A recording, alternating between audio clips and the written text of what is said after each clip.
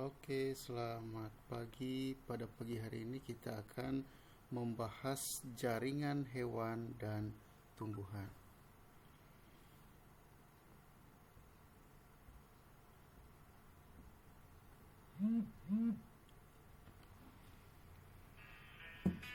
Jaringan merupakan sekumpulan sel yang mempunyai bentuk dan fungsi yang sama.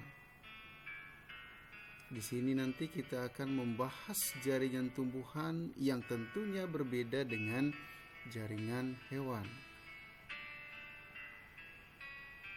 Oke, yang pertama kita bahas dulu jaringan penyusun tumbuhan. Berdasarkan kemampuan sel untuk membelah, maka jaringan pada tumbuhan dibedakan menjadi dua. Yang pertama adalah jaringan meristem. Jaringan meristem itu merupakan kumpulan sel yang aktif membelah, menghasilkan sel-sel baru yang belum terdiferensiasi, yang kemudian dapat berkembang menjadi berbagai jaringan dan organ tumbuhan. Yang kedua adalah jaringan permanen. Jaringan permanen ini merupakan hasil perkembangan dari jaringan meristem. Nah, jaringan meristem itu dapat dijumpai di akar, batang, dan ujung batang, tempat tumbuhnya tunas baru.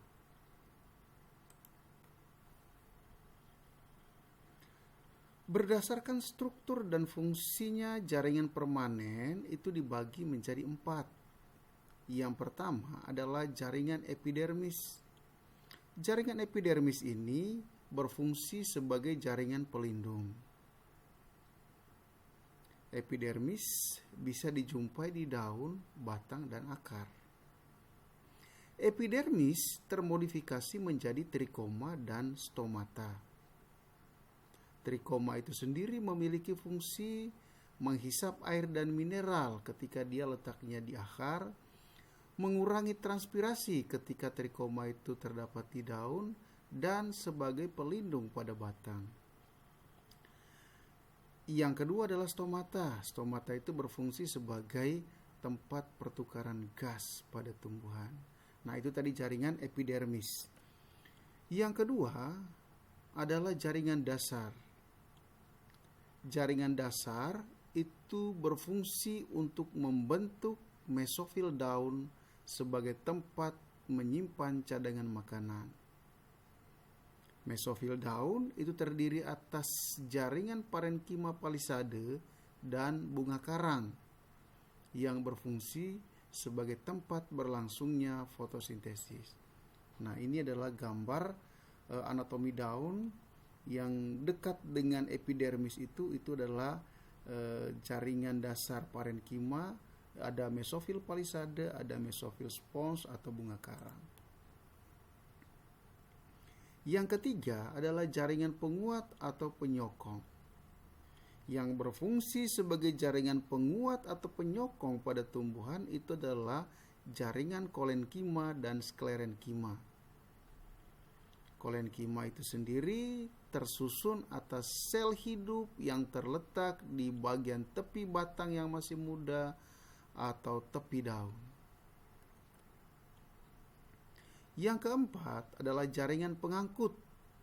Jaringan pengangkut pada tumbuhan itu ada dua, ada jaringan xilem dan phloem. Xilem yang ini itu sebagai tempat untuk menyalurkan air dari dalam tanah menuju ke daun. Sedangkan phloem yang di bawahnya ini berfungsi untuk mengedarkan hasil fotosintesis dari daun ke seluruh bagian tanaman. Nah, itu adalah jaringan pada tumbuhan. Sekarang kita masuk ke jaringan penyusun hewan.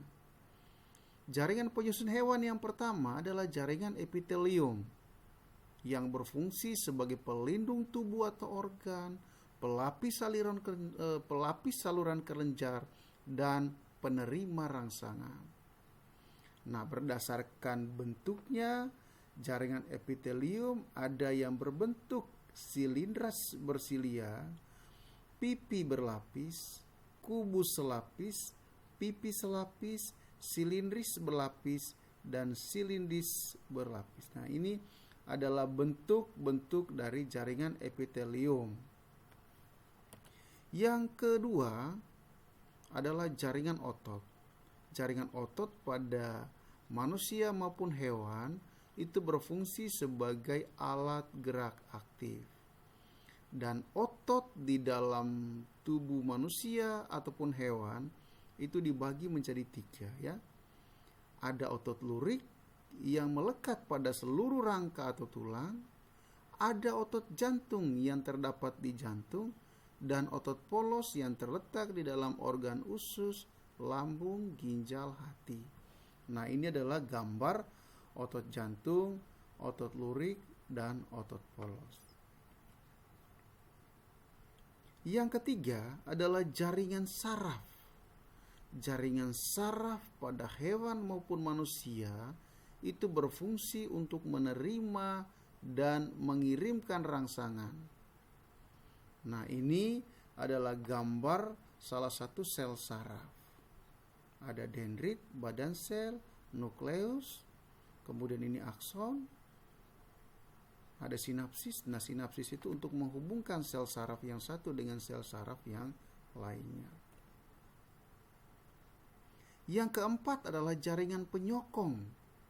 Jaringan penyokong pada hewan maupun manusia itu berfungsi untuk menopang tubuh kita.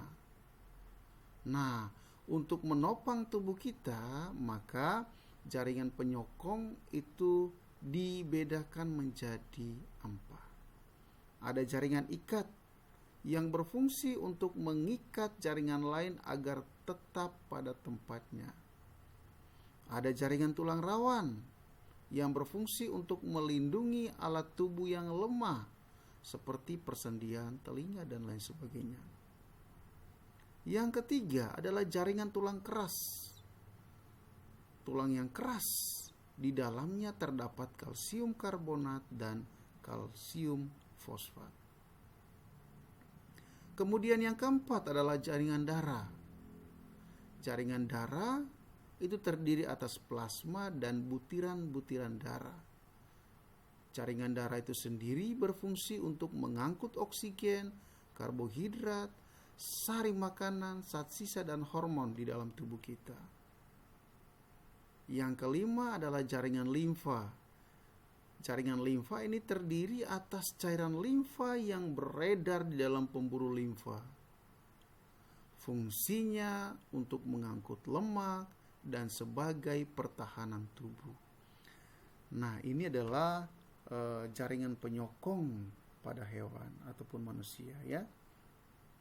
Ada jaringan ikat, kemudian ada jaringan tulang rawan antara persendian ini, kemudian ada jaringan tulang keras.